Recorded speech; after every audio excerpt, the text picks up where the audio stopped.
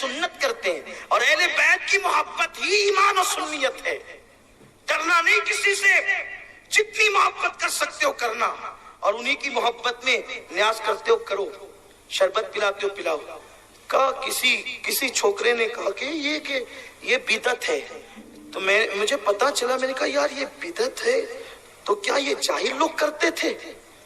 تو میں نے سوچا کہ چلو سب مسلک کی کتابیں اٹھا کے پڑھتے ہیں. تو ابتدا کی میں نے مولوی اسماعیل دہلوی کے چچا کی کتاب فتاوی عزیزی اٹھائی، کیونکہ شاہ عبد العزیز صاحب جو ہے اس کو مولوی اسماعیل دہلوی کے گروپ والے لوگ بھی مانتے ہیں اور ہم لوگ بھی شاہ صاحب کو مانتے ہیں. شاہ عبد العزیز 13ویں صدی کے مجدد ہے. اب ان کے ملفوظات میں لوگ کہتے ہیں کہ ملاوٹ ہو گئی. ملاوٹ ملفوظات میں ہو سکتی ہے، سیرت میں ہو سکتی ہے، فتوے کی کتاب میں ملاوٹ نہیں ہو سکتی. تو جب السلام علیکم دوستو، جیسا کہ آپ جانتے ہیں کہ محرم آنے والے ہیں بہت جلد، اور محرم سے پہلے اس بیان کو پورا سنیے. ہم لوگوں کو اپنے گھروں میں محرم میں کیا کرنا چاہیے اور کیا نہیں کرنا چاہیے، اس بیان کو یار ضرور پورا سنیں اور زیادہ سے زیادہ آگے شیئر کریں تاکہ اور لوگ کو بھی یہ پتہ چل سکے ہمیں محرم میں کیا کرنا چاہیے اور کیا نہیں. ضرور یار اس بیان کو سنیں. شاہ عبد العزیز صاحب کو میں نے کہا یا شاہ عبد العزیز المدد، اس لیے کہ ہم نبی کی اہل بیت سے ہی مانگتے ہیں اور جو اہل بیت کے غلام ہیں ان سے بھی مانگتے ہیں. اور یہ جو شاہ عبد العزیز ہے نا، وہ فاروق اعظم کی اولاد میں سے ہے، حضرت فاروق اعظم کی اولاد میں سے ہے. شاہ صاحب کی جب فتوے کی کتاب کھلی تو اس میں لکھا، شاہ عبد العزیز سے کسی نے پوچھا محرم شریف میں نیاز کرنا کیسا؟ نیاز کھانا پکانا نہیں، نیاز کا. اچھا یہ نیاز اتنا اہم ٹاپک نہیں ہے کہ میں اتنے حسین کا ذکر کرتے کرتے کروں، لیکن دراصل بات یہ ہے کہ جب کبھی کسی چیز کا انکار ہو تو بات کو کھول دینا چاہیے تاکہ لوگوں میں اختلاف نہ ہو. پورا شہر، میں اپنے شہر کو متحد دیکھنا چاہتا ہوں، اس لیے کوئی گڑبڑ مت کرو، متحد رہو. اور اتحاد کہاں ہوگا؟ اللہ کی رسی پکڑ کر، اور اللہ کی رسی اہل بیت ہے، ان کو پکڑو، متحد ہو جاؤ. میرے بھائیو، تم اہل بیت کو چاہتے ہو نا، تمہارے سر پیر کی جوتیاں میرے سر کا تاج ہے. یہ لفاظی نہیں، یہ حقیقت ہے. میں ایک محرم سے لے کر کل تک تڑپتا رہا کب جاؤں گا مالیگاؤں، تو میری قوم سے میری ملاقات کب ہوگی، کب ان کو پیغام پہنچاؤں گا، کب ذکر حسین کروں، کیونکہ میری تو تمنا ہی ہے، میرا وظیفہ یہی، میری زندگی یہی، میری بندگی یہی ہے، سب میرے لیے یہی ہے. بلکہ دعا یہی ہے، اللہ اس وقت موت دینا جب میں ذکر مولا حسین کر رہا ہوں، میری زبان پہ حسین کا نام اور روح جا رہی ہو. یہ اپنی دعا ہے. وہ بھی پڑھ دوں شاہ عبد العزیز صاحب والی، اور یہ بھی بات مکمل کر دوں تاکہ بات ختم ہو جائے. شاہ عبد العزیز صاحب سے کسی نے پوچھا کہ نیاز بنانا کیسا، حسین پاک کی نیاز بنانا کیسا؟ حضرت شاہ عبد العزیز کہتے ہیں جب محرم کی 10 تاریخ آتی ہے تو میں اپنے مدرسے کی چھٹی دے دیتا ہوں. میرے مدرسے کی چھٹی ہو جاتی ہے. کس مدرسے کی چھٹی؟ جس میں شاہ فضل خیر آبادی جیسا امام المنطق پڑھتا ہے اور بڑے بڑے لوگ پڑھتے ہیں. کہ میں مدرسے کی چھٹی دیتا ہوں. تو مدرسے کی چھٹی آپ کیوں دیتے عاشورہ کے دن؟ اس لیے کہ وہ رسول اللہ کے دور سے محترم ہے اور پہلے سے محترم ہے. اس لیے کہ عاشورہ کی فضیلت تو یہی ہے نا کہ حضور کے دور میں بھی حضور اس کو فضیلت بیان کرتے تھے. وہ وہی دن ہے کہ نوح کی کشتی کو کنارہ ملا، آدم کی دعا قبول ہوئی. تو شاہ صاحب آپ اس لیے چھٹی دیتے ہیں کہ یہ اس لیے فرماتے ہیں، اس لیے چھٹی دیتا ہوں کہ اس دن میرے آقا سیدنا امام حسین کی شہادت کا دن ہے. اور میں جب مدرسے کی چھٹی دیتا ہوں تو چھٹی دے کر طلبہ کو چھوڑ نہیں دیتا بلکہ سارے طلبہ کو جمع کرتا ہوں، اور میں اپنے ذاتی پیسے سے امام حسین کی نیاز کرتا ہوں، نیاز. اور ادھر نیاز تیار ہوتی ہے اور میں امام حسین کی شہادت پڑھتا ہوں، امام حسین کا ذکر پڑھتا ہوں. اور پھر یہ ہوتا ہے ادھر نیاز بن رہی ہے، ادھر شہادت حسین کا ذکر ہو رہا ہے. جب نیاز آ جاتی ہے فرماتے ہیں میں امام حسین کی بارگاہ میں فاتحہ پڑھتا ہوں، کھانا سامنے رکھ کر فاتحہ پڑھتا ہوں. پھر فوراً فاتحہ کے بعد کھانا نہیں ہوتا، ہم سب لوگ اٹھ کر کے کھڑے ہو جاتے ہیں اور کھڑے ہو کر کے پھر ہم امام حسین پر اور کربلا والوں پہ سلام پڑھتے ہیں.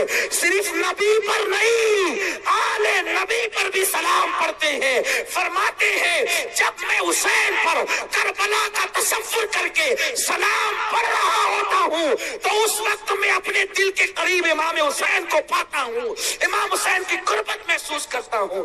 یہ شاہ عبدالعزیز صاحب, نیاز کا تصور یہاں سے, شربت کا ذکر یہاں سے ہے. امام محمد باقر رضی اللہ تبارک و تعالی عنہ, کسی نے کہا حضرت جابر آپ کے نانا کے صحابی ہیں, اسی محلے میں رہتے ہیں. کہا میں اپنے نانا کی صحابی کو دیکھنا چاہتا ہوں, زیارت کرنا چاہتا ہوں. ان سے کہو اگر وہ اجازت دے تو میں آ سکتا ہوں. اجازت ہے, آ سکتا ہوں. ایک خادم گیا, اے حضرت جابر, امام محمد باقر جو امام زین العابدین کے بیٹے ہیں نا, آپ سے ملنا چاہتے ہیں اور وہ آپ کے محلے میں آئے.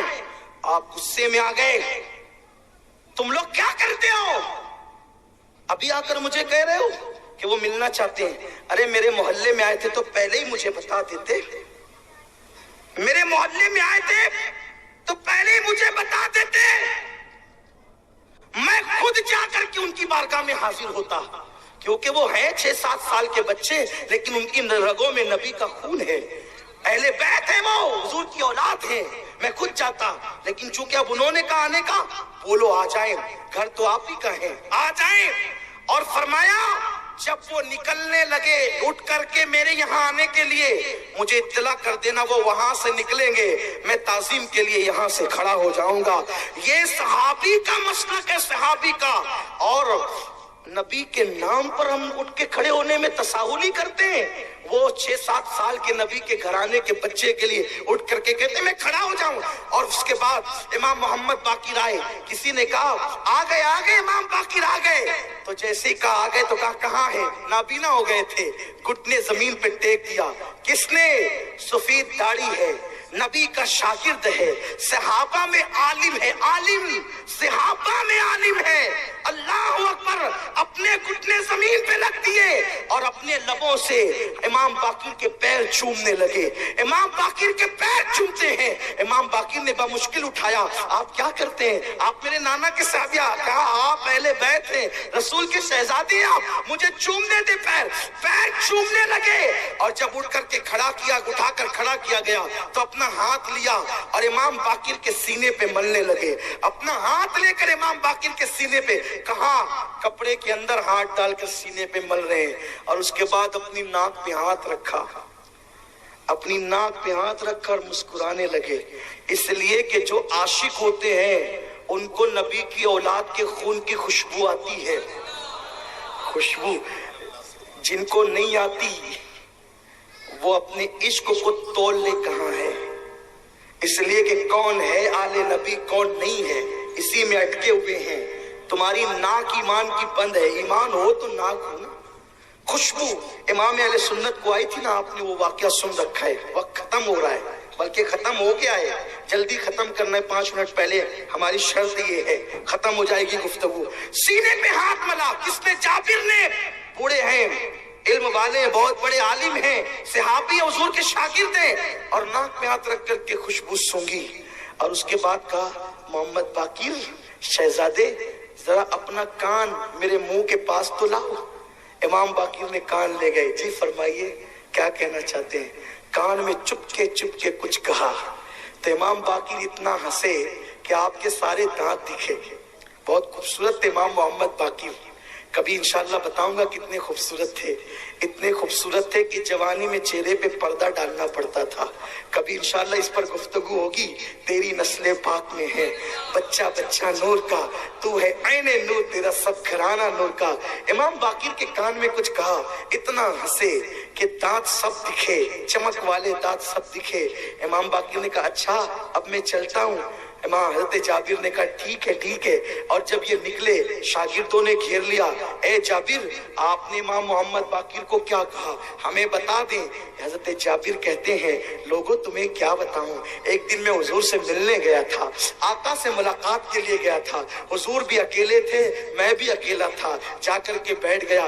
حضور نے کہا جابر اللہ تجھے بڑی لمبی عمر دے گا, اللہ تجھے गैब दा नबी करे अल्लाह तुझे लंबी उम्र देगा, लंबी उम्र देगा अल्लाह तुझे, इतनी लंबी तू मेरे हुसैन की जवानी देखेगा, उसकी शादी देखेगा, फिर उसका बेटा ज़ैनुल आबिदीन देखेगा और उसका बेटा मोहम्मद बाकिर पैदा होगा, उसको भी तू देखेगा, तेरी उम्र इतनी लंबी होगी और एक दिन मेरा बाकिर तेरे घर आएगा। ओ जाबिर, मैं तो आता रहा हूं, मेरे बेटे के बेटे का बेटा भी तेरे घर आएगा, अल्लाह तुझे इतनी लंबी उम्र देगा।